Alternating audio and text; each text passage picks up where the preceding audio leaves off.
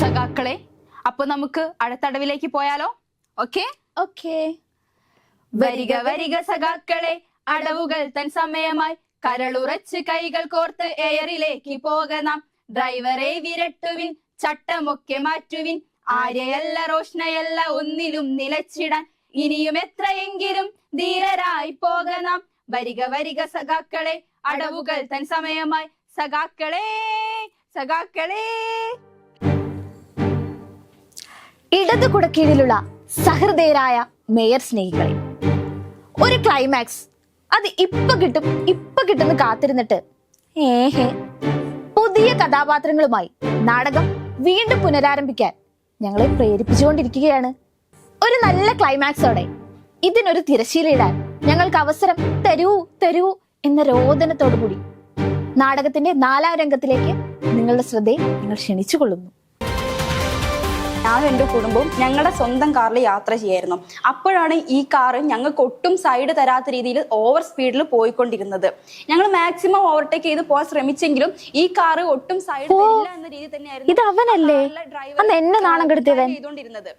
എന്റെ കയ്യിലെ തെറ്റുകൊണ്ടാണേലും അത്രയും പേരുടെ മുന്നിൽ വെച്ച് അവൻ ഒരു ബഹുമാനം ഇല്ലാതെ കാണിച്ചു.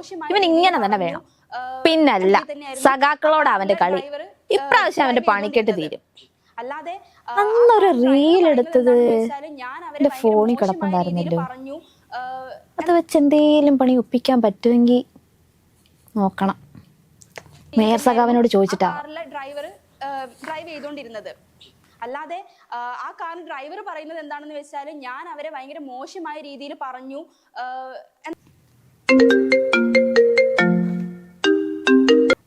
ഹലോ മേയർ സഖാവേ, ഇത് ഞാനാ റോഷ്.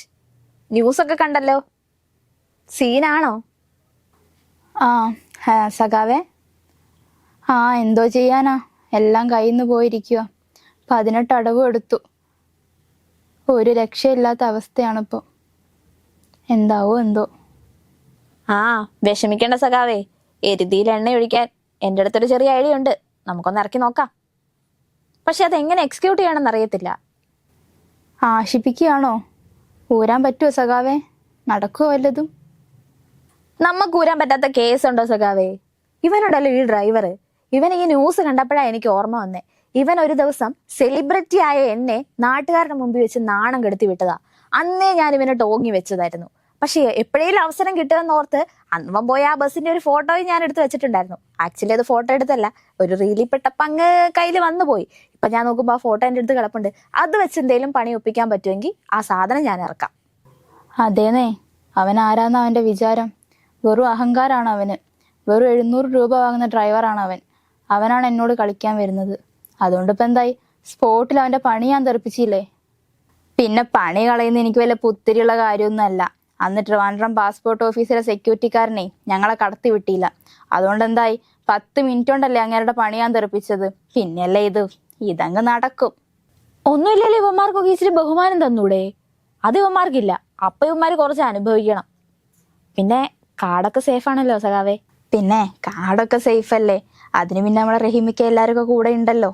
ഒട്ടും സഹിക്കാത്തതേ മീഡിയക്കാരെ ചോദ്യമാണ്. അവരാണെങ്കിൽ തിരിച്ചും മറിച്ചും ചോദിച്ചുകൊണ്ടിരിക്കും. അപ്പോഴാണെങ്കിൽ എല്ലാം കയ്യിൽ നിന്ന് പോവും.